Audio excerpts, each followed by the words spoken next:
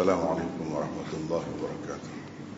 Bismillahirrahmanirrahim. Alhamdulillah rabbil alamin. Wassalatu wassalamu ala sayyidina Muhammad wa ala alihi wa ashabihi ajma'in. Allahumma 'allimna ma jahilna wa dhakkirna ma nasina. Rabbi yassir wa la tu'assir bil khair.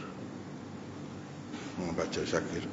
أعوذ بالله من الشيطان الرجيم ولو أنهم آمنوا واتقوا لمثوبة من عند الله خير لو كانوا يعلمون يا أيها الذين آمنوا لا تقولوا رائنا وقولوا انظرنا واسمعوا وللكافرين عذاب أليم ما يود الذين كفروا من أهل الكتاب ولا المشركين أن ينزل عليكم من خير من ربكم والله يختص برحمته من يشاء والله ذو الفضل العظيم ما ننسخ من آية أو ننسها نأتي بخير منها أو مثلها ألم تعلم أن الله على كل شيء قدير. Dan andainya mereka beriman dan bertakwa, maka sesungguhnya pahala dari sisi Allah itulah sebaik-baik balasan jika mereka mengetahui. Wahai orang-orang yang beriman, janganlah kamu berkata, yakni kepada Muhammad, ra'ina, tetapi katakanlah unzurna, dan patuhilah. Dan bagi orang-orang yang kafir disediakan azab yang amat pedih. Orang-orang kafir dari ahli kitab dan orang-orang musyrik tidak suka kiranya diturunkan kepadamu sebarang kebaikan, yakni berupa wahyu dan lain-lain dari Tuhanmu. Padahal Allah bebas menentukan rahmatnya kepada siapa sahaja yang dikehendakinya. Dan Allah mempunyai limpah kurnia yang amat besar. Ayat mana saja yang kami nasahkan atau kami jadikan, yakni manusia, lupa kepadanya, kami datangkan yang lebih baik daripadanya atau yang sebanding dengannya. Tidakkah kamu mengetahui bahawa sesungguhnya Allah Maha berkuasa di atas segala sesuatu? Malam ni kita akan mula dari ayat 103 sebagai sambungan kepada perbincangan yang lepas. Ayat 103, walau annahum amanu wattaqau lamathubatun 'indallahi khair law kanu ya'lamun. Sekiranya, andainya atau jika boleh berlaku, andainya mereka beriman dan bertakwa. Jadi selalu dalam Quran kita tengok ni, beriman dan bertakwa ada semua. Ini sentiasa ada di dalam Al-Quran. Dan iman kita dan takwa kita kepada Allah itu bukan saja-saja, ya. Bahkan ada pahala yang dijanjikan oleh Allah untuk manusia. Itulah yang kata lamathubatun 'indallahi khair. Pahalanya di sisi Allah itulah yang lebih baik. Lau kanu ya'lamun, sekiranya manusia mereka mengetahui. Itulah sebaik-baik balasan jika mereka mengetahui.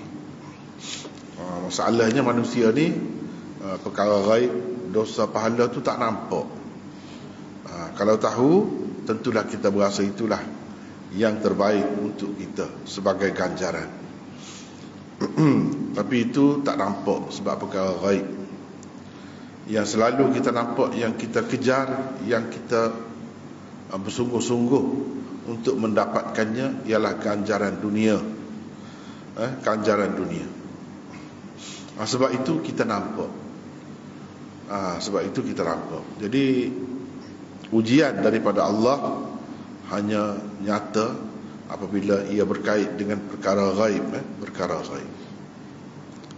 Maknanya tuntutan iman dan takwa menghendaki kita tidak terlibat. Sebab ayat sebelum pada ni kan, wattaba'u ma tatlu syayatin ala mulki Sulaiman. Kita tidak terlibat dengan sihir. kita tidak terlibat dengan ajaran-ajaran yang salah.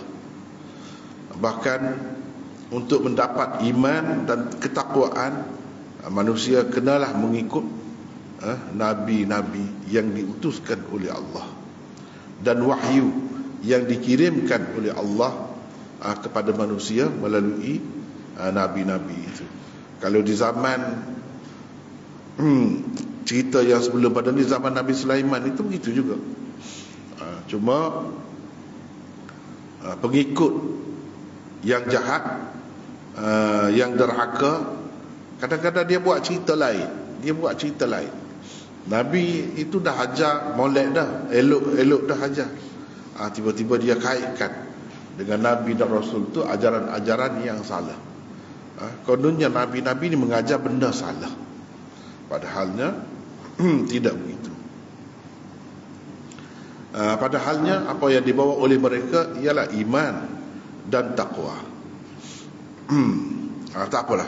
Kemudian setelah cerita Nabi Sulaiman dan kebiadaban, sikap kurang ajar sebahagian daripada umatnya itu ada juga di zaman kemudian, iaitu di zaman Nabi kita. Di zaman Nabi kita, sebagaimana Nabi Sulaiman, dia terlibat berhadapan dengan Bani Israel, Yahudi, maka Nabi kita juga menghadapi golongan yang sama di zaman dia. Di kalangan Yahudi itu ada ramai.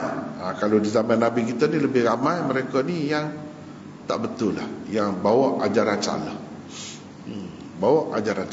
Mereka tidak beradab dengan Nabi-Nabi. Termasuklah sampai ke zaman Nabi kita tu. Begitu juga perangai mereka. Tidak semua, tapi sebahagian daripada mereka. Ya ayyuhalladzina amanu la taqulu ra'ina. Jadi Allah Subhanahu Wa Taala ajar orang-orang mukmin supaya jangan kata ra'ina, sebab perkataan ini telah digunakan oleh orang-orang Yahudi untuk Nabi kita. Makna asal dia tu elok, molek, tetapi mereka pakai dengan makna yang tidak molek. Mereka pakai dengan makna yang tidak molek. Sebaliknya kamu kena kata unzurna. Jangan musuh ataupun golongan yang jahat mengambil kesempatan, mengambil peluang daripada apa-apalah kata-kata ke yang kita guna tu dengan maksud yang tidak baik pula mereka guna. Wasma'u walil kafirina adzabun alim. Ini adab yang Allah ajar kepada manusia, bagaimana berhadapan dengan orang yang bawa ajaran yang betul. Kita tidak boleh bersikap seperti orang-orang Yahudi yang kurang ajar itu, yang biadab itu. Sebaliknya kita kena ikut sahabat-sahabat. Kalau Nabi kita ni sahabat-sahabat macam mana, begitulah. Baik, kita ada nokta di sini. Wahai orang-orang yang beriman, janganlah kamu berkata, di sini maksudnya berkata kepada Nabi Muhammad sallallahu alaihi wasallam, ra'ina, tetapi katakanlah unzurna. Kalau nak kata, minta dia beri perhatian kepada kita, katalah unzurna. Sebab perkataan ra'ina yang sahabat-sahabat guna juga dulu, tetapi digunakan oleh orang Yahudi dengan maksud yang tidak baik, dengan maksud menganying. Kalau kita Kelantan kata ni menganying kepada Nabi itu. Dia cara sebut dia tu lain sikit. Jadi dengan maksud menghina. Tak usah gunalah perkataan itu. Allah SWT suruh sahabat-sahabat Nabi kita guna unzurna. Wasma'u, dan patuhilah. Dan bagi orang-orang yang kafir disediakan azab yang pedih.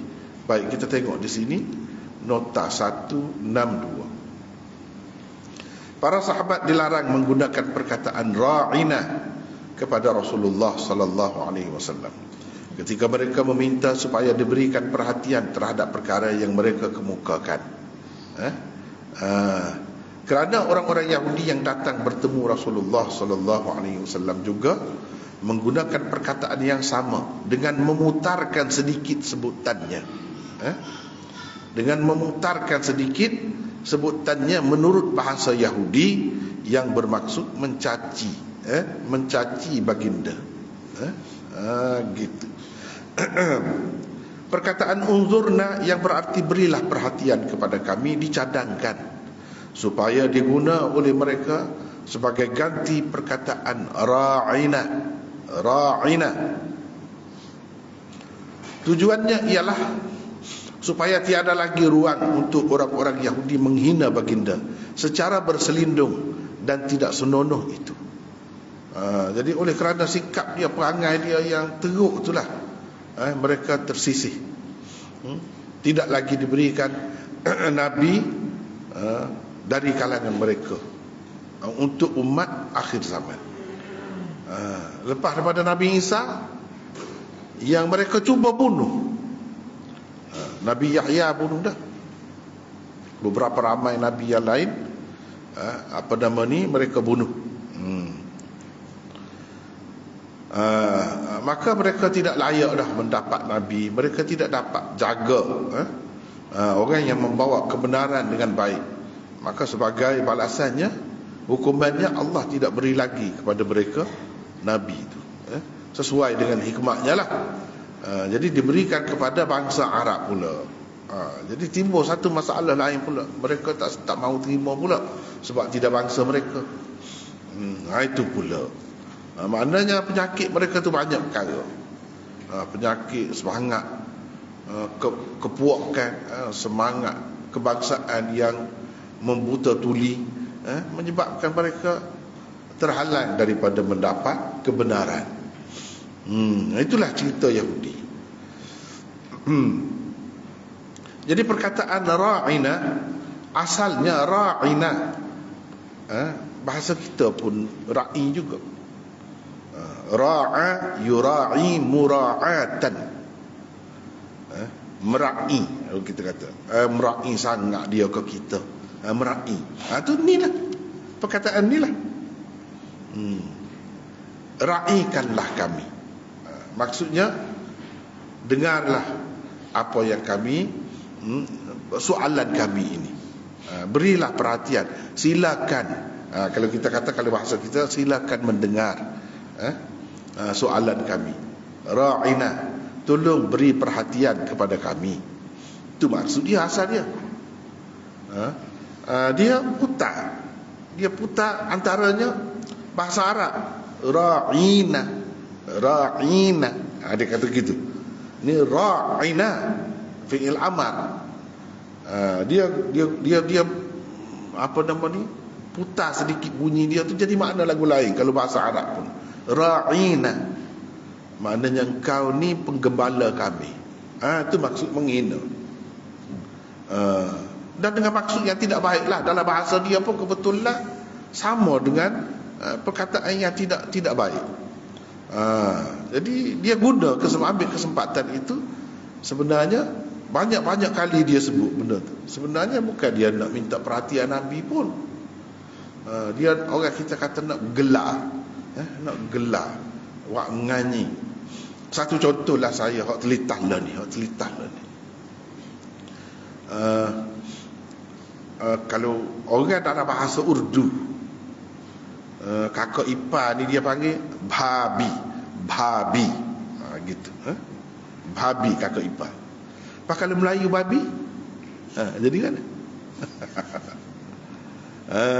Jadi kita nak nganyi kakak ipar kita tu, kita nak menghina dia, kita berkata babi. Kita kata dia. Padahal bahasa dia boleh. Ra'ina ni bahasa Arab, asal boleh.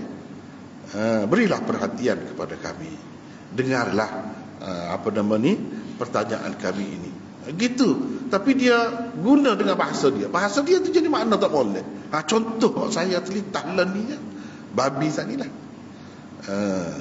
Sedangkan orang dia biasa ya sebut babi, tak ada apa bahasa dia. Bahasa dia maknanya kakak ipar. Ikutlah makna kak cik kau gapo kau kalau gitu kan. Tiba-tiba orang Melayu guna perkataan itu dengan maksud nak nganyi kepada kakak ipar tu. Dia sebut babi, padahal dia sebut babi gitu. Bukan babi tak, babi. Tu asalnya. Dia putar sikit. Tapi kepada orang yang sekali dengar tu macam sebut babi lah. Sebenarnya dia kata babi. Gitu. Lagu itulah Yahudi ni guna perkataan ra'ina. Dengan sebab itu Allah SWT larang sahabat-sahabat melalui Nabi kita guna perkataan ni. Walaupun dari segi bahasa Arab asalnya molek, makna dia tak ada apa, tapi diambil kesempatan oleh orang-orang yang berhati jahat lah, ada niat tidak baik. Jadi dia guna perkataan itu dengan maksud menghina pula. Jadi supaya tidak terkena kepada Rasulullah penghinaan seperti itu berkali-kali, Allah SWT tukar, suruh sahabat-sahabat kata unzurna makna dia perhatikanlah kepada kami, lebih kurang sama lah, berilah perhatian kepada kami. Itu nak mengelak daripada penggunaan oleh orang-orang Yahudi yang tidak baik itu. Dia sebut unzurna wasma'u, dan dengarlah.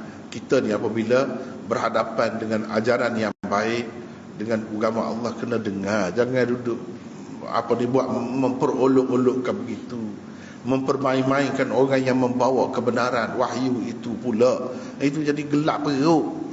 Orang kita kata jadi gelap perut. Duk perangai lagu tu. Jangan gitu. Jangan ada niat tidak baik. Kalau dengar-dengar molek lah, dengan maksud nak ambil pengajaran. Itu maksud wasma'u, patuhilah, dengarlah. Barulah kita dapat benda ni molek setara mana pun. Wah, daripada Allah, kalam Allah sekalipun, kalau ada niat tidak baik, tak akan dapat.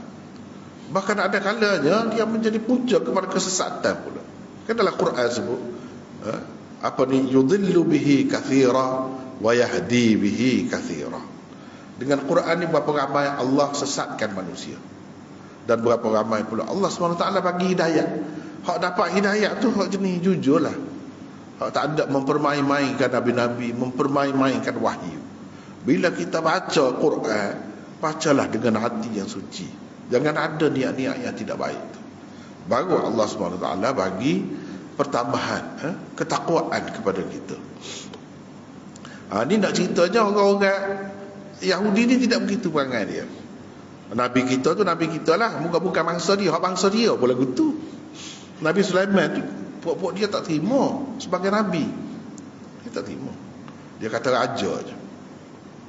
Nabi Sulaiman ni raja. Dia kata. Lepas dia tuduh Nabi Sulaiman dia anak zina. Adakah patut macam ni satu umat dengan Nabi dia bersikap begitu? Sedangkan tak ada dah Nabi lain kira-kiranya masa tu untuk dapat petunjuk, untuk dapat hidayah. Kena Nabi ni lah tiba-tiba begitu pula perangainya. Begitu pula. Dia kata anak zina. Nabi Daud berzina, lalu dapatlah anak zina. Dalam Taurat, dalam Bible yang ada sekarang ni, ni ada. Walaupun Bible itu sudah banyak diubah, ditekuk tambah, masih ada lagi. Ini boleh tengok dalam 99 usul dirayah yang saya tulis tu, dalam tu ada. Saya sebut Bible apa sebut berlaku. Muka surat berapa ada sebut berlaku. Memang dia sebut Nabi Daud ni pun mereka tidak anggap Nabi. Mana seorang Nabi tidak ditolak sebagai Nabi. Mana dapat hidayah lagu mana lagu tu? Dia anggap sebagai raja saja. Dan raja pula teruk daripada orang biasa. Tengok isteri orang duduk mandi, lalu dia jatuh hati kepada isteri panglima dia. Dia jatuh hati. Terpanjang ceritalah, kita nak sebut secara ringkas. Ni dalam Bible tu sendiri ada. Hotline ni dia tak boleh sembunyi. Sampai sekarang ni kita boleh tengok bagaimana penghinaan mereka terhadap nabi-nabi. Nabi-nabi daripada bangsa mereka sendiri. Orang lain tu orang lain lah. Bangsa dia sendiri dia tak erti nak jaga. Sebab itulah kenabian itu ditarik, dicabut daripada mereka. Allah SWT tak bagi lagi kepada mereka.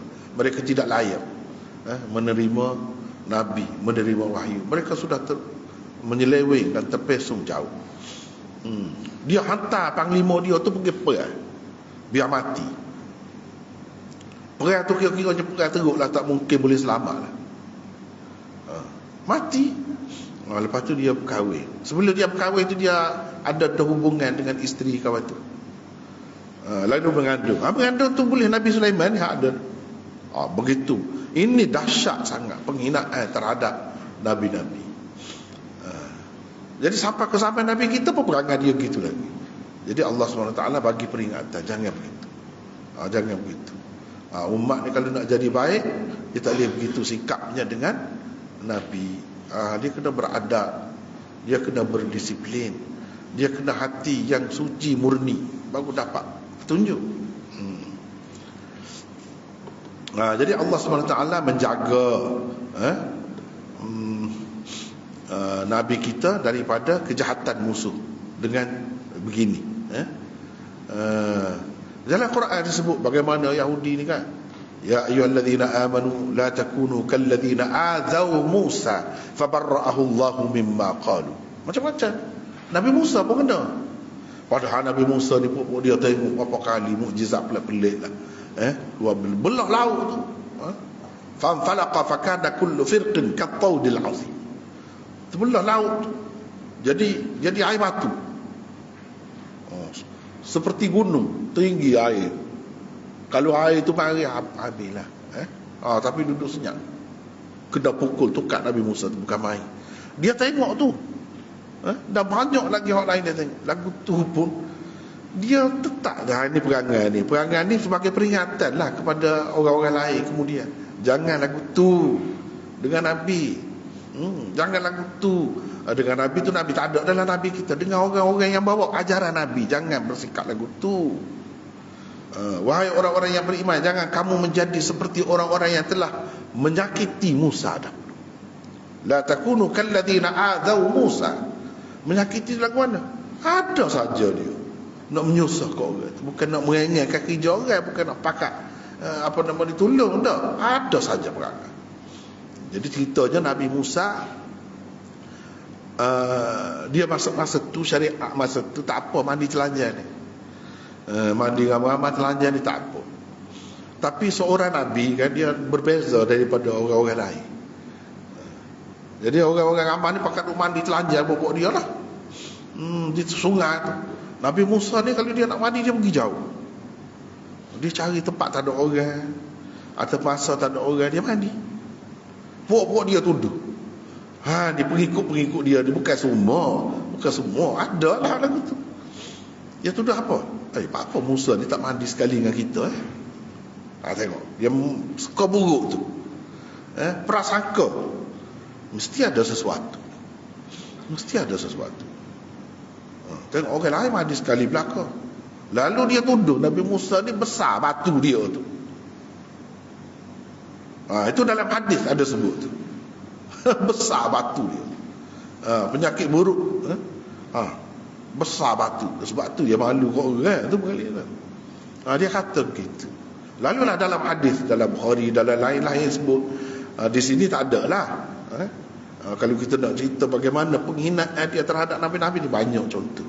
Dalam Quran itu sendiri ada sebut. Misalnya, la takunu kalladzina adaw Musa. Mereka mengganggu betul-betul, menyusahkan, menyakiti Nabi Musa. Mana Nabi ni tak boleh dibuat gitu, tidak boleh kita layan begitu. Cuma dalam hadis sebut hanya. Dalam hadis sebut banyak cerita je lah. Jadi akhirnya mereka tengok, tak ada apa-apa pun molek-molek Nabi Musa. Kena sampai begitu.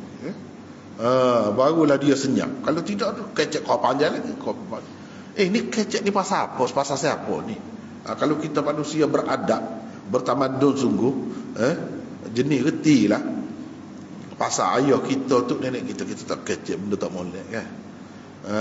Ni tak orang hidup-hidup ada lagi tu. Nabi pula tu, dia boleh tuduh kata begitu. Sehingga waktu Tuhan nak bui bersih, fabarra'ahu Allahu mimma qalu. Allah SWT membersihkan Musa daripada apa yang mereka kata, daripada tuduhan mereka.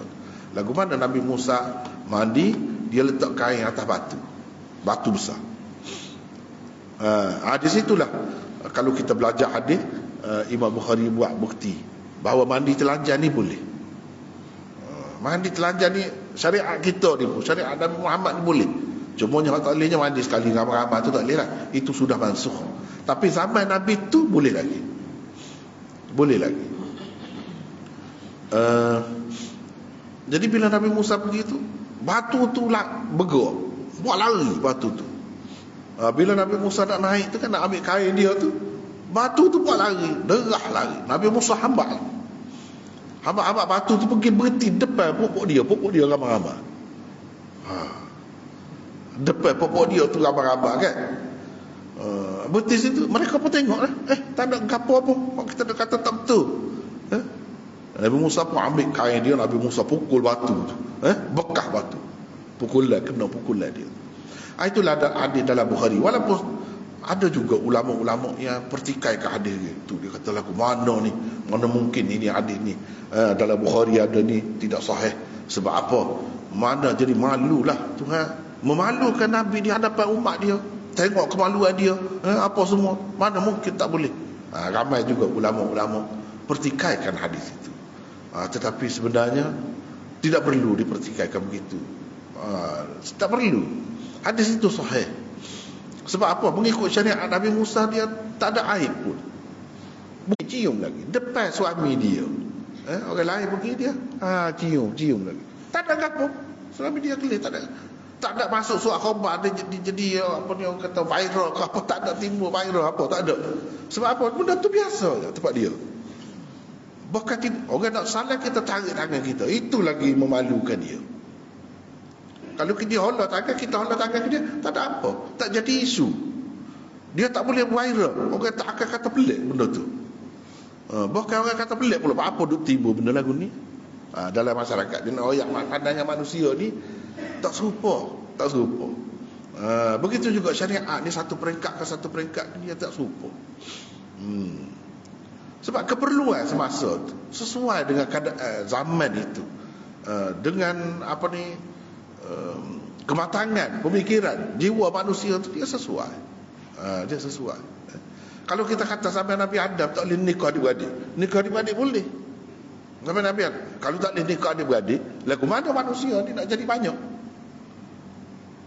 pada masa tu? Bukan tak ada orang lain dia, tak ada orang lain, anak dia yang ada. Boleh nikah adik-beradik. Cumanya dia Adam dengan Hawa ni dia dapat dua. Orang kata sekapuh sekali lahir, sepasal, gitu. Jadi hak betul-betul lahir sekali tu tak boleh lah. Hak lahir sepasal dengan hak lain, dia boleh dengan hak sebelum tu. Begitu. Kalau kita kata syariat tu tak boleh, macam mana manusia ni nak berkembang? Jadi wajar boleh nikah adik-beradik pada masa tu. Itulah orang panggil mengikut syariat dia. Tapi zaman kita ni tak boleh dah. Tak boleh. Sepupu baru boleh. Sepupu tu baru boleh. Anak saudara tak boleh, adik-beradik lagilah. Tak boleh. Itu perbezaan syariat ni, dia sesuai dengan zaman, sesuai dengan tuntutan keadaan itu. Allah SWT berlaku bagi itu hukum lagu ni. Masa ni boleh, masa ni tak boleh. Gitu. Jadi nak ceritanya, biadab ataupun bersikap kurang ajar dengan Nabi ni, padah dia, akibat dia teruk sangat. Tengok Yahudi lah. Jadi lagu mana? Tengok Yahudi. Perangai dia, siapa kelah ni orang boleh kelih. Orang boleh tengok perangai Yahudi. Itu semua akibat apa? Akibat kebiadabannya terhadap Nabi-Nabi, kerana penghinaannya terhadap Nabi-Nabi. Baik, kita tengok lagi. Orang-orang kafir dari ahli kitab dan orang-orang musyrik. Orang-orang kafir dari ahli kitab dan orang-orang musyrik. Ma yawaddul ladzina kafaru min ahli alkitab walal musyrikin. Mana kafir dengan musyrik di sini. Kalau kafir tidak mesti musyrik. Kalau musyrik mesti kafir. Ahli kitab dia kafir. Tapi dia tidak apa nama ni musyrik. setengah-setengah itulah kebanyakan yang asalnya dia tidak musyrik tapi dia kafir. Sebab itulah Tuhan kata alladzina kafaru min ahlil kitab. Jadi ahlil kitab ni kafir. Lepas tu kafir ahlil kitab ni kita boleh menikah dengan dia, boleh makan sembelihan dia. Itu dalam ayat yang lain lah. Nak ceritanya beza. Supaya juga orang etis tak ada Tuhan langsung, tak ada dia nak syirik apa, dia tak ada, dia tak percaya kepada Tuhan apa-apa, tapi dia kafir. Dia kafir. Syirik ini menyemutukan Allah dengan sesuatu yang lain. Sesuatu yang lain dia anggap sebagai Tuhan juga. Itu baru syirik. Jadi orang-orang ahli kitab kaum musyrikin ni kalau zaman Nabi dulu musyrikin Mekah itulah. Dan orang-orang yang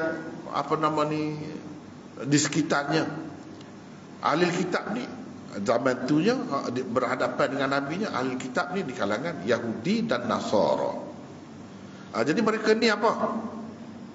Orang-orang kafir dari ahli kitab dan orang musyrik tidak suka kiranya diturunkan kepadamu sebarang kebaikan. Dia tidak suka. Dia suka kalau kebaikan, wahyu ke, bimbingan daripada Allah ke dapat kepada pupu dia. Tidak suka. Berupa wahyu dan lain-lain dari Tuhanmu, dia tak suka. Padahal kalau kita kan kita naklah panduan kan, pedoman hidup. Apa tak suka? Pedoman hidup. Tapi orang-orang yang tak say benda-benda ni, dia tak mahu terikat dengan panduan hidup daripada Allah SWT, dia tak suka lah. Kerana perasaan permusuhan dan kebencian yang begitu mendalam di dalam jiwa mereka terhadapmu. Itu Tuhan maksud dia lah. Mereka tidak akan berpuas hati denganmu selagi kamu tidak menganut agama mereka dan kamu tidak mengikut jejak langkah mereka. Itulah yang disebut Allah di dalam dua firman-Nya di bawah ini. Baca Syakir. ولن ترضى عنك اليهود ولا النصارى حتى تتبع ملتهم قل إن هدى الله هو الهدى ولئن اتبعت أهواءهم بعد الذي جاءك من العلم ما لك من الله من ولي ولا نصير. Bermaksud orang-orang Yahudi dan Nasrani tidak akan berpuas hati sehingga engkau mengikut agama mereka. Katakanlah sesungguhnya petunjuk Allah itulah petunjuk yang sebenar. Dan jika engkau mengikut kehendak nafsu mereka setelah datang kepadamu ilmu yang sebenar, maka tiada lagi pelindung dan penolong yang dapat menyelamatkanmu dari azab Allah. Baca. Yas'alunaka 'anil syahril harami qitalin fihi qul qitalun fihi kabirun wa saddun 'an sabilillahi wa kufrun bihi wal masjidil haram والمسجد الحرام وإخراج أهله منه أكبر عند الله والفتنة أكبر من القتل ولا يزالون يقاتلونكم حتى يردوكم عن دينكم إن استطاعوا ومن يرتد منكم عن دينه فيمت وهو كافر فأولئك حبطت أعمالهم في الدنيا والآخرة وأولئك أصحاب النار هم فيها خالدون. Bermaksud mereka bertanya kepadamu tentang hukum berperang di bulan haram. Jawablah, berperang dalam bulan haram itu adalah suatu dosa besar. Tetapi menghalangi orang dari jalan Allah, kufur pada Allah, yakni menghalangi orang masuk Masjidil Haram dan mengusir penduduknya keluar darinya adalah lebih besar dosanya di sisi Allah. Dan berbuat fitnah itu lebih besar dosanya daripada membunuh. Mereka tidak henti-hentinya memerangi kamu sehingga mereka dapat memalingkanmu dari agamamu, yakni kepada kekufuran, jika mereka mampu berbuat demikian. Dan sesiapa di antara kamu yang murtad dari agamanya lalu dia mati dalam keadaan kafir, maka mereka itulah orang-orang yang sia-sia segala amalannya di dunia dan di akhirat, dan mereka itulah penghuni neraka, mereka akan kekal di dalamnya. Jadi cuba perhati tempat yang saya garis tu. Itulah yang pentingnya. Yang lebih berkenaan dengan yang kita duduk bicara ni. Mereka ni tak suka Nabi dapat sesuatu kebaikan, dapat wahyu, dapat apa, tak suka. Sama ada Yahudi ke ataupun ahli kitab ke ataupun musyrikin. Di kalangan musyrikin Mekah. Tak suka sebab apa? Sebab kalau ikut cara Nabi ni banyak terganggu, terhalang. Mereka nak buat jahat, tak boleh buat jahat. Mereka nak buat maksiat, apa yang kita panggil maksiat tu, kalau ikut ajaran Nabi, agama ni tak boleh buat maksiat. Gitu. Sebab tu tak suka tu. Banyak sebab lah, antaranya itu. Bahkan mereka kalau boleh, orang Islam dah ni pun biar jadi seperti mereka. Jadi seperti mereka. Itulah cara orang-orang yang tidak Islam ni. Jadi kita kena tahulah. Kita kena tahu. Kita kena tahu jiwa musuh kita. Orang bukan Islam ni macam mana. Sebagaimana kita kan orang Islam ni nak kan kalau boleh orang kafir masuk Islam. Bahkan ada hadis-hadis berapa banyak kelebihan apa di kita ni jadi sebab kepada orang masuk Islam. Itu satu pahala yang besar. Orang kafir pun itu juga. Kalau boleh kita jadi Kristian, kalau boleh kita jadi apa-apalah. Begitu. Sebab dia merasa cara dia tu betul, cara dia tu menyelamatkan. Kalau tak jelas lah, pengikut biasa tu begitulah, anggap pen dia je. Kalau hak tahu betul tu lain ceritanya, Padahal Allah bebas menentukan rahmatnya kepada siapa sahaja yang dikehendakinya. Jadi seseorang yang nak atur Tuhan lah. Kalau kita duduk tak boleh apa ni bangsa Arab selama ni, bangsa Bani Israel ni apa bangsa Arab. Jadi seseorang yang nak ajar Tuhan, nak atur Tuhan. Tuhan maha tahulah dia nak letak mana, nak bagi kepada siapa jawatan itu. Allahu yastafi minal malaikati rusulan wa minan nas. Allah pilih di kalangan malaikat ke di kalangan manusia ke, Allah pilih rasul-rasul ni, Allah pilih. Jadi kita sepatutnya tak payah duduk takwil lah tu. Kalau bahkan sebaliknya, kalau kita perhati apa kalau kita fikir, kalau kita jenis insaf, jenis menginsafi dirilah, kita tanya kenapa Allah SWT tak bagi lagi kepada kita. Tengoklah perangai kita macam mana, layak ke lagu tu.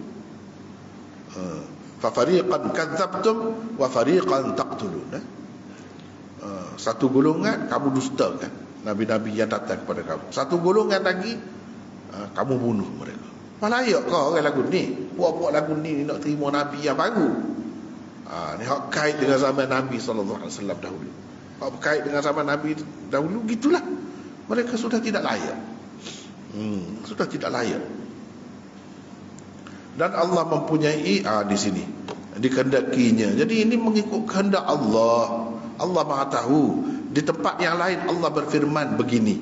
Di tempat yang lain Allah berfirman begini, soal rahmat, soal Allah SWT nak utus siapa, itu Allah Maha tahu. Baca Syakir. Ma yaftahillahu lin-nasi min rahmatin fala mumsika laha wa ma yumsik fala mursila lahu min ba'di wa huwal azizul hakim. Bermaksud, apa jua jenis rahmat yang dibukakan oleh Allah kepada manusia, maka tidak ada sesuatu pun yang dapat menahannya, dan apa jua yang ditahan oleh Allah, maka tidak ada sesuatu pun yang dapat melepaskannya sesudah itu. Dan ingatlah, dialah sahaja yang maha kuasa lagi maha bijaksana. Jadi ini nak lantik sesiapa daripada bangsa mana, kumpulan mana, itu Allah SWT sahaja yang tahu. Siapa yang patutnya dia duduk persoal. Kalau kita kata persoal tentang perlantikan Allah SWT, supaya orang duduk persoalkan lantik presiden ke, lantik Perdana Menteri ke, begitu duduk persoal. Tu bolehlah, moga manusia yang lantik, kita bolehlah persoal. Jadi kalau Allah Maha tahu. Dan kalau Allah nak begitu, tak ada siapa dia pun boleh sekat. Ni kita berhadapan dengan Allah, wa huwal aziz. Allah Maha perkasa. Perkasa mana kuatlah, gagah. Nak lawan lagu mana dia? Kabarlah diri getek nak lawan dia tu. Dan bijaksana. Bila bijaksana dia pilih tu, memang tepatlah. Memang tepat, memang kena lah, tak payah ada persoal lah. Ini puak-puak ni dia bersoal, kenapa Nabi ni, kenapa Nabi ni. Hak bagi dah tu dia tak boleh jaga molek. Sepatutnya diterima sebagai Nabi, mereka kata tidak Nabi pula. Apa kena ke lagu tu? Jadi banyak dah cerita Yahudi ni. Baiklah, habis cerita. Ayat mana saja yang kami nasahkan, ma nansakh min ayatin, atau kami jadikan lupa, manusia lupa kepadanya, au nusiha, kami datangkan yang lebih baik daripadanya, atau yang sebanding dengannya, tidakkah kamu mengetahui bahawa sesungguhnya Allah Maha berkuasa di atas segala sesuatu. Jadi pokok Yahudi duduk persoal, duduk persoal. Orang-orang kafir pun turut. Jadi pokok dia. Sebab ahli kitab ni orang-orang kafir Mekah dia anggap berilmu lah, lebih berilmu daripada dia. Tempat rojok kalau agama. Sebelum Nabi SAW hari ni, mereka nak tahu apa-apa pasal agama, dia tanya tu. Tanya. Lepas tu bila Nabi SAW hari ni, dia duduk perlekeh pula. Mukjizat Nabi tak ada sebelah mana, katanya. Tengok Nabi Musa kita, dia duk main lagu tu, belah laut kau main kan. Katok tongkat tu di batu tu keluar air.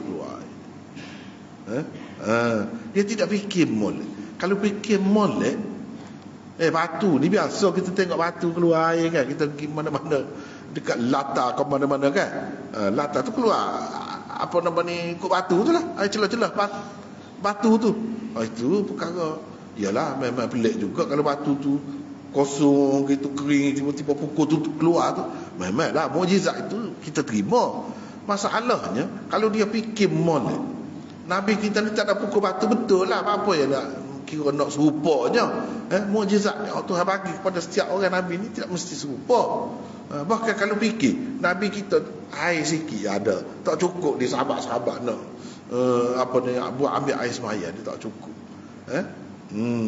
Bila tak cukup, sikit ada sikit, dia bawa bahagian bawah sikit ada air, Nabi pun masuk tangan dia, masuk tangan tu keluar air kau jari-jari ni lah. Itu lagi pelik kalau nak kira tu kan.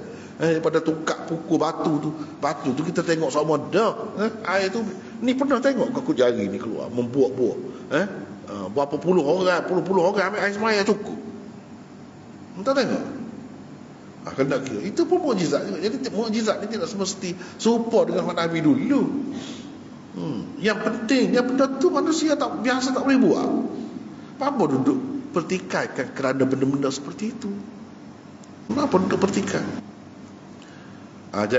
Jangan jadi gitu. Ini nasihat, kritik kepada orang-orang Yahudi, dan juga nasihat kepada umat Islam sendiri. Jangan jadi gitu, supaya itu. Jangan jadi supaya itu.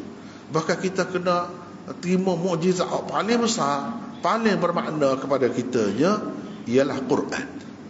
Quran kita baca. Inilah jadi panduan hidup.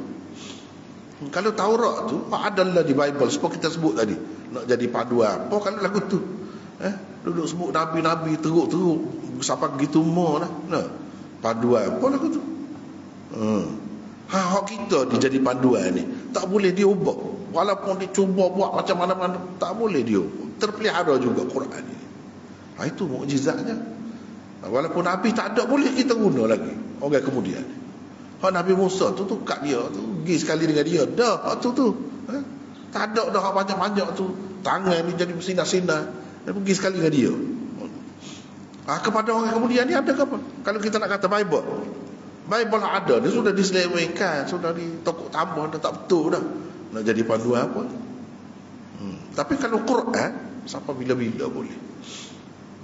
Sampai bila-bila boleh. Walaupun kita tak boleh dah tengok Nabi ni keluar kut jari-jari dia, air ni boleh kita buat ambil air semaya. Hak tu kelebihan sahabat mereka sajalah yang dapatnya. Kita tahu melalui hadis-hadis gitu ya. Tapi hak kita tentu jelas dapat pegang, ada sampai bila-bila, sampai kiamat terjamin. Inna nahnu nazzalna dzikra wa inna lahu lahafizun. Quran hak lain tak jamin. Jadi dengan sebab itu sepatutnya kita berasa bangga, kita berasa mulia, kita berasa bertuah sepatutnya. Jangan duk tu jangan duk ikut perangai Yahudi tu.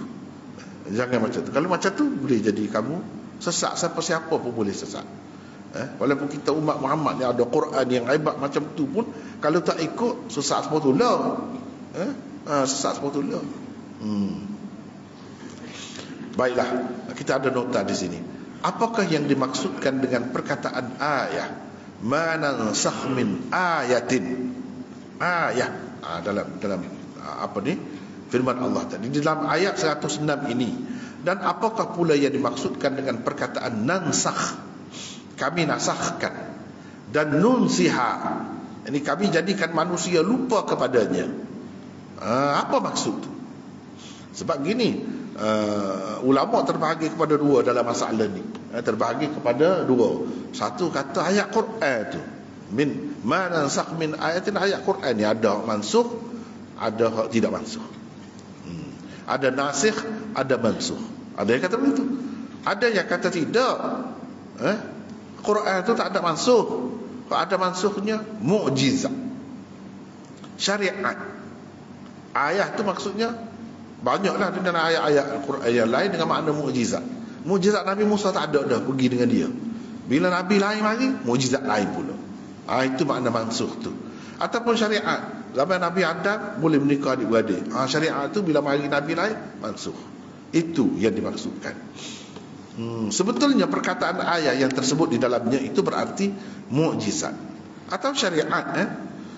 Perkataan nansakh pula berarti menghapus, menukar atau menghilangkan. Baca sakit, baca sambung. Jadi maksud firman Allah itu ialah tidak kami tukar atau hilangkan sesuatu mukjizat seseorang nabi, atau kami jadikan manusia lupa kepadanya. Melainkan kami datangkan yang lebih baik daripadanya atau yang sebanding dengannya. Tidakkah kamu mengetahui bahawa sesungguhnya Allah Maha berkuasa di atas segala sesuatu? Baca. Di zaman Nabi Musa alaihissalam sebagai contohnya, Allah telah memberikan kepadanya mukjizat-mukjizat tertentu sebagai sokongan dan bukti daripadanya bahawa baginda adalah Rasul Allah yang sebenar. Kemudian setelah Allah mengutuskan Nabi Isa alaihissalam, baginda diberikan mukjizat-mukjizat yang lain pula sebagai ganti kepada mukjizat-mukjizat yang pernah diberikan kepada Nabi Musa alaihissalam sebelumnya. Mukjizat-mukjizat Musa telah dilupakan oleh manusia. Kemudian kerana ia telah agak lama berlalu, begitu juga dengan mukjizat-mukjizat yang diberikan oleh Allah kepada Nabi kita Muhammad sallallahu alaihi wasallam. Ia diberikan kepada baginda sebagai ganti kepada mukjizat-mukjizat yang pernah diberikan kepada Nabi Musa dan Nabi Isa yang telah berlalu sebelum baginda. Mukjizat-mukjizat yang diberikan oleh Allah kepada seseorang nabi di zaman masing-masing adalah lebih baik daripada mukjizat yang diberikan kepada nabi sebelumnya. Paling tidak pun ia adalah sebanding dan setara dengannya. Jadi nak cerita di sininya, nabi-nabi ni Allah SWT bagi mukjizat. Mukjizat tu tidak sama. Cuba kita tengok mukjizat Nabi Sulaiman. Bukan sebelum kita baca tentang Nabi Sulaiman. Apa yang Allah SWT bagi kepada dia tu, boleh bercakap dengan burung, boleh bercakap dengan burung, boleh pergi ke mana-mana dengan angin saja, naik angin naik, boleh, dan macam-macam lagi. Itu kalau kita tengok nabi-nabi lain kemudian tak ada tu benda-benda begitu. Jadi dia bertukar-tukar. Setelah lama tu memang manusia ni apabila lama, daripada Nabi Musa kepada Nabi kita tu berapa ratus ribu tahun, lupa dah lah, orang lupa dah tu. Seperti kita sekarang ni, kalau tanya budak-budak baru ni, tak tahu tsunami tu apa. Tsunami tu apa, tak tahu. Sebab lama dah. Lama-lama dia jadi lupa. Orang lupa. Kalau mula-mula berlaku tu takut dan nanti patah berlaku kan. Pakat tak segi kelak apa tak asli, takut mari tsunami pula. Takut macam-macam pasal. Kalau tu kata sebab penggerak tak ada dah, pasal penggerak baru. Pasal tak tahu apa. Lama dah. Tak ada dek pun. Jadi manusia lupa lah begitu. Supaya juga Covid ni. Allah ni segar-segar lagi, berasalah lama-lama lupa. Begitu sifat manusia. Dalam mukjizat pun begitu juga, lupa. Jadi Allah SWT mari hak lain. Di sini makna ayat ni selain daripada mukjizat, dia makna syariat juga. Makna syariat juga. Manusia lupa dah. Baca lagi. Al-Quran adalah salah satu mukjizat yang diberikan sebagai ganti mukjizat-mukjizat yang pernah diberikan kepada nabi-nabi terdahulu. Ia tentunya lebih baik dan lebih sesuai untuk umat akhir zaman berbanding mukjizat-mukjizat yang pernah diberikan kepada nabi-nabi sebelum baginda. Ia bahkan lebih baik daripada kitab-kitab yang pernah diturunkan oleh Allah kepada nabi-nabi dan rasul-rasul sebelum Muhammad. Sebagai mukjizat, Al-Quran melebihi kitab Taurat dan Injil sebagai contohnya dari semua segi.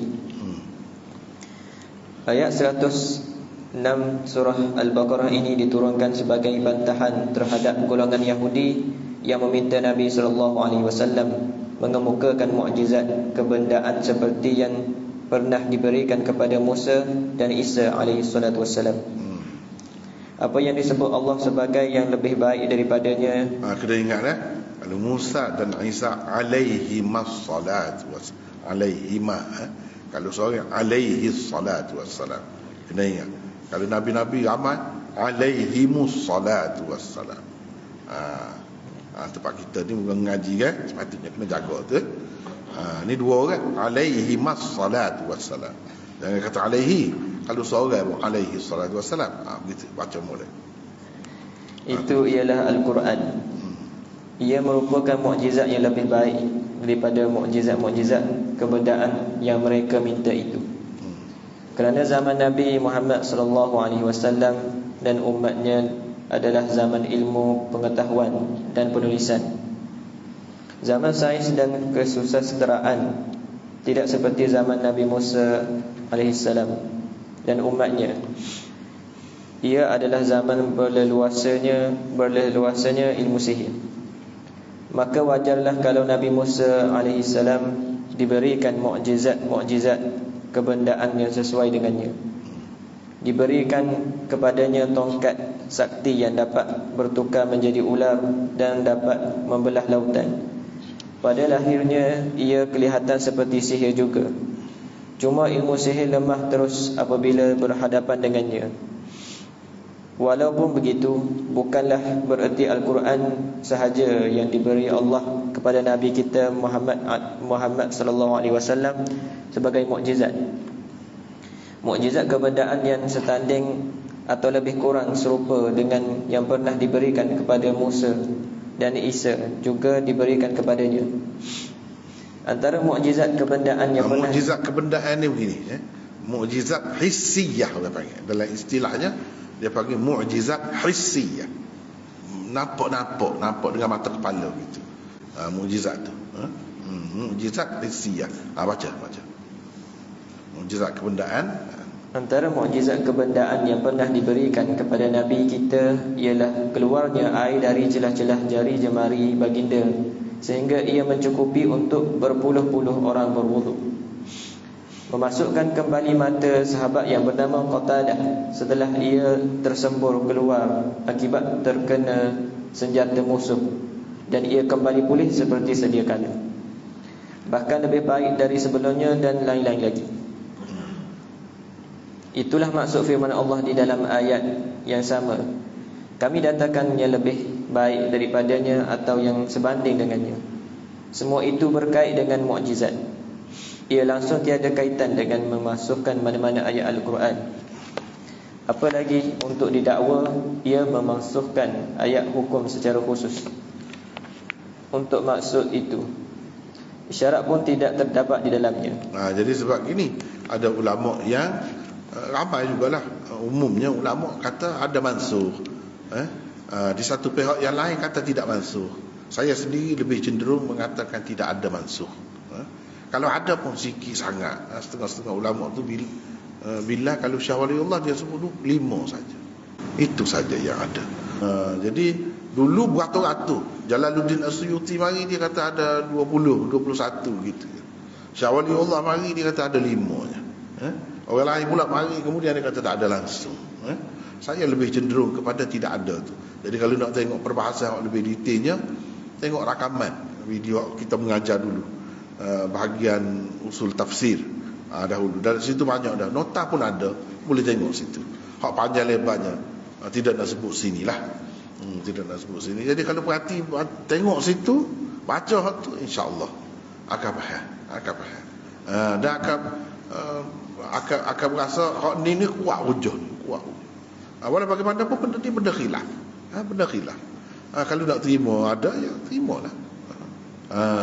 Terimalah. Cuma persoalan-persoalan yang ditimbulkan dalam buku itulah kemudiannya insya-Allah akan jadi buku. Setelah saya semak balik, kemah balik, insya-Allah akan jadi buku. Waktu banyak muka surat juga, rasanya 400 muka surat, 500 juga muka suratnya. Di situ hak paling panjang perbincangannya tentang nasakh. Tentang nasakh. Cuba tengoklah semula. Walaupun insya-Allah bila saya kemah balik tu, hak lain-lain pun akan jadi panjang jugalah, tapi tidaklah sepanjang tu. Tengoklah. Bukti kita kata ma nansakh min ayatin, ayat ni makna mukjizat. Ada bukti ke? Ada bukti dalam Quran. Tapi ayat ni dengan mana ayat Quran? Mansukh hukum dia. Itu susah nak cari. Tak ada tu lagu tu. Kecuali dengan sokongan hadis kau gapo iyalah waktu tu. Tapi kalau ayat tu memang dengan makna mukjizat, itu memang berapa tepat dalam Quran ada guna. Dengan sebab itu kita mengatakan mana nansakh min ayatin aw nusiha ni berkenaan dengan mukjizat. Atau berdasarkan riwayat yang lain yang berkenaan dengan syariat. Syariat itu memang betul mansukh. Lepas tu kalau hadis memang ada mansukh. Ada. Kalau Quran tidak. Sebab apa? Yang dia kata mansukh tu ayat-ayat hukum saja. Ayat hukum tu ada berapa yang dalam Qurannya. Itu kita sudah bincang panjang dah. Tengok situlah. Baca Syakir. Perkataan ayah sememangnya ada digunakan di dalam Al-Quran dengan erti tanda kebesaran dan kekuasaan Allah atau mukjizat untuk para nabi pada sekian banyak tempat. Umpamanya di dalam beberapa ayat berikut. Wa ya qaumi hadhihi naqatullahi lakum ayah fadharuha ta'kul fi ardillah wa la tamassuha bisu'in fayakhudhukum 'adzabun qarib. Bermaksud, dan wahai kaumku, ini adalah unta betina dari Allah untuk kamu sebagai mukjizat yang membuktikan kebenaranku. Oleh itu biarkanlah dia mencari makan di bumi Allah, dan janganlah kamu menyentuhnya dengan sesuatu yang menyakitinya. Kalau kamu menyakitinya, maka kamu akan ditimpa azab yang dekat, yakni masa datangnya. Ini cerita Nabi Saleh ni. Apa-apa dia cabar. Kalau kamu betul Nabi, gini.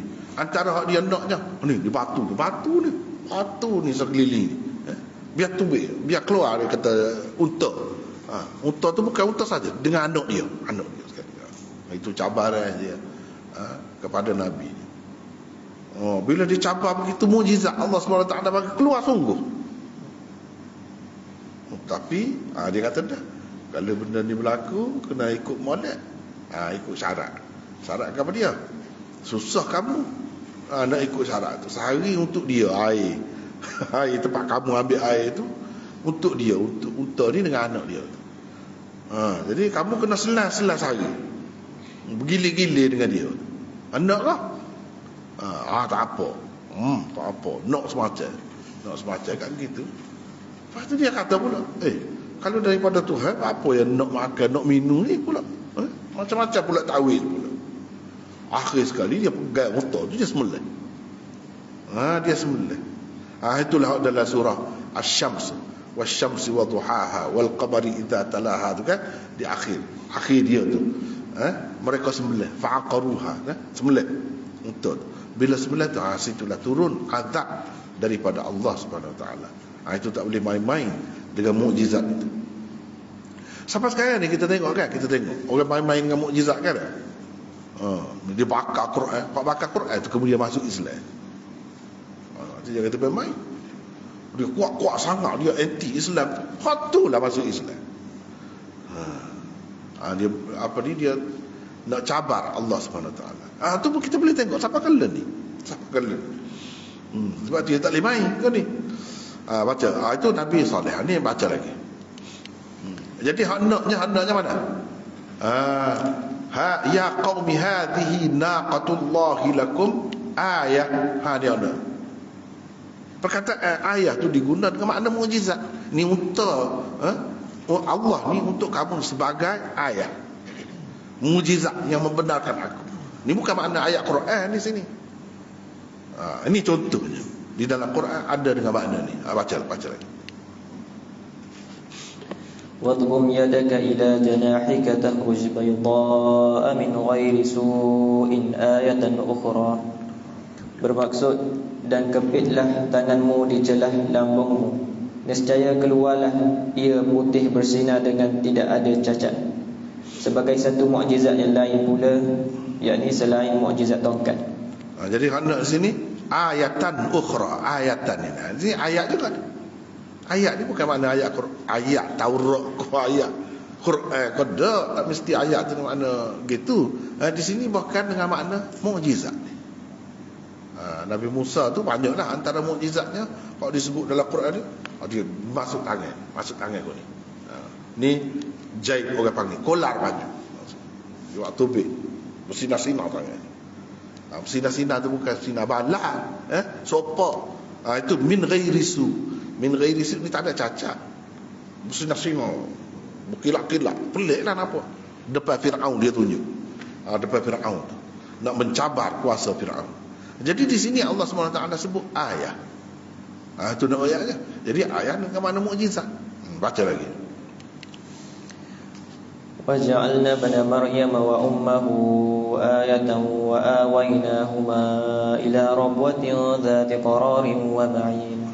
Bermaksud, dan kami jadikan Nabi Isa ibni Maryam serta ibunya sebagai satu tanda mukjizat, dan kami telah menempatkan keduanya di tanah tinggi, tempat tinggal yang ada tanaman dan mata air yang mengalir. Di sini pun dia guna ayatan. Ayatan juga. Ayatan bukan makna ayat Bible ke, ayat Taurat, ayat Injil ke, ayat Quran ke, dengan makna mukjizat lah, sebagai tanda kekuasaan Allah.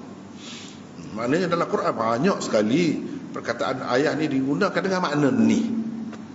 Adapun dengan makna ayat Quran, lepas tu ayat tu pula dimansuh, ayat tu pula ayat hukum, itu tak ada isyarat, tak ada tu sebenarnya. Soal orang pakar tu tak apalah, masing-masing lah tu kan. Gitu. Baca lagi. قال عيسى ابن مريم اللهم ربنا أنزل علينا مائدة من السماء تكون لنا عيدا لأولنا وآخرنا وآية منك وارزقنا وأنت خير الرازقين. Isa ibni Maryam pun berdoalah ke hadrat Allah dengan berkata, Ya Allah, Tuhan kami, turunkanlah kiranya kepada kami suatu hidangan dari langit untuk menjadi hari raya bagi kami, iaitu bagi kami yang ada hari ini dan bagi orang-orang kami yang datang kemudian, dan sebagai satu tanda mukjizat daripadamu yang menunjukkan kebesaran dan kekuasaan. Dan kurniakanlah rezeki kepada kami, kerana engkau jualah sebaik-baik pemberi rezeki. Di sini pun sama juga. Wa ayatam minka ni. Di wa ayatam minka. Ini semua dengan makna mukjizat belaka. Baca lagi. بل قالوا أضغاث أحلام بل افتراه بل هو شاعر فليأتنا بآية كما أرسل الأولون. Bermaksud, mereka bukan sahaja menyifatkan Al-Quran itu sebagai sihir, bahkan mereka menuduh dengan berkata Al-Quran itu mimpi-mimpi karut belaka. Bahkan Muhammad sendiri seorang penyair. Kalaulah dia sebenarnya seorang rasul, maka hendaklah dia membawa kepada kita suatu mukjizat sebagaimana mukjizat-mukjizat yang dibawa oleh rasul-rasul yang telah diutus dahulu. Jadi di sini jelas. Orang kafir itu nak dia Nabi bawa mukjizat hissiyah. Sebab Quran tu dia kata dah ni Quran tak ada apa kata ni adghathu ahlam. Ini mimpi-mimpi mengaru dia kata dia. Bal iftara ni Quran direka dia dia kata. Mana Quran ni tak diterima. Dalam Quran tu kan ada ayat-ayat Quran kan? Dalam Quran tu ada tak. Jadi falyatina bi ayatin. Ayatin tu tentu dah tidak Quran tu. Tentu dah sebab Quran tu kata dah dulu lagi. Jadi ayat ni mana dia nak sepuluh Nabi Musa. Sepuluh Nabi Musa. Kalau boleh belah laut pula, kalau boleh keluar air daripada batu dan sebagainya lah. Mukjizat-mukjizat yang diberi kepada Nabi Musa dahulu, dia nak gitu. Padahal mukjizat ni itu mengikut kehendak Allah, bukan kehendak kita. Allah bagi mukjizat ni kepada Nabi dia ni gini, Nabi dia ni tak sama. Selain itu ayat 106 surah Al-Baqarah itu juga disudahi dengan menyebut sifat Maha Kuasa Allah di atas segala sesuatu melalui firman Allah yang bermaksud, tidakkah kamu mengetahui bahawa sesungguhnya Allah Maha berkuasa di atas segala sesuatu. Dia sebut Maha berkuasa di atas segala sesuatu. Maha berkuasa ni nak buat benda mukjizat, buat mari benda mukjizat. Kalaulah perkataan ayat di dalamnya tidak dipakai dengan arti tanda kekuasaan dan kebesaran Allah atau mukjizat, atau dipanggil juga ayat kauniyah, niscaya tidak sesuailah sifat Maha berkuasa Allah di atas segala sesuatu dijadikan sebagai penutupnya. Sebab tu kita kena tengok dalam mentafsirkan Quran ni, kena tengok penutup ayat tu, dia guna ayat tu guna sifat Allah mana. Jadi hak ni sesuainya ayat kauniyah itu. Ayat kauniyah. Kalaulah perkataan ayat yang tersebut di dalamnya berarti ayat Al-Quran yang berkaitan dengan hukum hakam, orang panggil juga ayat tasyri'iyah. Tasyri'iyah. Di ayat Quran yang suruh kita sembahyang, itu ayat tasyri'iyah, suruh kita sembahyang. Ayat Quran yang mengancam orang yang tidak sembahyang, itu ayat tasyri'iyah. Itu memanglah ayat Quran. Ayat tasyri'iyah itu ada di dalam Quran. Tetapi di sini niscaya sifat Allah yang sesuai dijadikan sebagai penutup ayat tersebut bukan qadir. Sebaliknya alim, itu hakim, sebaliknya khabir, itu sesuai. Tetapi kalau ayat ni ayat kauniyah, yang sesuainya ialah sifat qadir itu. Seperti mana dijadikan sebagai penutup bagi ayat ini. Itu benda yang kena perhati juga tu. Ramai orang-orang yang belajar tafsir dia tak perhati benda tu, atau tidak diajar, tidak didedahkan. Ini semua kita sebahagiannya telah sebut semasa kita belajar usul tafsir dahulu. Sebahagiannya pembuka ayat, penutup ayat, siyak ayat, sibak ayat, itu semua kena ambil kira. Siyak yakni ayat selepas, dan sibak yakni ayat sebelum. Bagi ayat 106 juga menunjukkan perkataan ayat di dalamnya seharusnya dipakai dengan arti mukjizat. Sebab tidak ada yang menunjukkan cerita pasal ayat Quran di situ sebelum dan selepas. Tak ada. Kerana ayat sebelumnya jelas berbicara tentang kitab dan mukjizat yang diturunkan Allah kepada nabi-nabinya. Allah berfirman sebelum itu. Baca Syakir. ما يود الذين كفروا من أهل الكتاب ولا المشركين أن ينزل عليكم من خير من ربكم والله يختص برحمته من يشاء والله ذو الفضل العظيم. Bermaksud orang-orang kafir dari ahli kitab dan orang-orang musyrik tidak suka dikiranya diturunkan kepadamu sebarang kebaikan, yakni berupa wahyu dan lain-lain dari Tuhanmu. Padahal Allah bebas menentukan rahmatnya kepada siapa sahaja yang dikehendakinya, dan Allah mempunyai limpah kurnia yang amat besar. Demikian juga dengan ayat 108 selepasnya. Baca. Am turiduna an tas'alu rasulakum kama su'ila Musa min qabl wa man yatabaddalil kufra bil iman faqad dhalla sawa'as sabil. Bermaksud, apakah kamu mahu meminta kepada Rasulmu seperti Bani Israel meminta kepada Musa sebelum ini? Sesiapa yang menukar iman dengan kekufuran, maka sesungguhnya ia telah sesat dari jalan yang lurus. Jadi yang diminta oleh umat Musa dulu, Bani Israel itu minta kan mukjizat kauniyah, mukjizat zahir ni. Waktu mereka naknya. Jadi serupa juga di sini. Jadi sesuainya berkenaan dengan ayat kauniyah lah di sini. Kalau kita tengok kepada siyak dan sibak itu. Rangkai kata aunun siha, atau kami melupakan manusia kepadanya, yang terdapat di dalam ayat 106 ini juga akan menimbulkan banyak kemusykilan jika perkataan kami nasahkan yang tersebut sebelumnya dipakai dengan arti menasahkan mana-mana ayat Al-Quran, terutamanya ayat hukum. Kalau kita pakai kami lupakan, aunun sihat, mana kami lupakan ayat itu, akan timbul banyak kemusykilan di situ. Manusia manakah yang Allah lupakan ayat yang dikatakan telah mansuh itu? Kalau manusia yang dimaksudkan di situ ialah kita, para umat, maka jelas sekali tidak benarnya. Kerana semua orang tahu dan ingat ayat yang dimansuhkan itu. Seperti juga ayat yang memansuhkannya, orang ingat, orang tahu. Sebab itu dalam tafsir orang belajar, ada dalam kitab-kitab tafsir. Kalau terlupa nak tulis lagu mana? Kalau tak terlupa, tak boleh tulis. Ingatlah tu, dia boleh tulis tu. Ayat-ayat yang dimansuhkan itu. Kan dalam ayat disebut aunun siha, kami lupa. Lupa kau? Tak ada lupa. Asy-syaikhatu wasy-syaikhu idza zanaya farjumuhuma albattah. Lupa. Kau ingat tu? Jadi begitu. Kerana semua orang tahu dan ingat ayat. Kalau tidak ingat, bagaimana ia boleh disebutkan, malah dibincangkan dalam kitab-kitab tafsir, ulumul Quran. Jika dikatakan orang yang Allah lupakan dia terhadap ayat Al-Quran yang dimaksudkan itu ialah Rasulullah sendiri, sebagaimana yang terdapat dalam setengah riwayat, maka ia juga jelas bercanggah dengan kenyataan.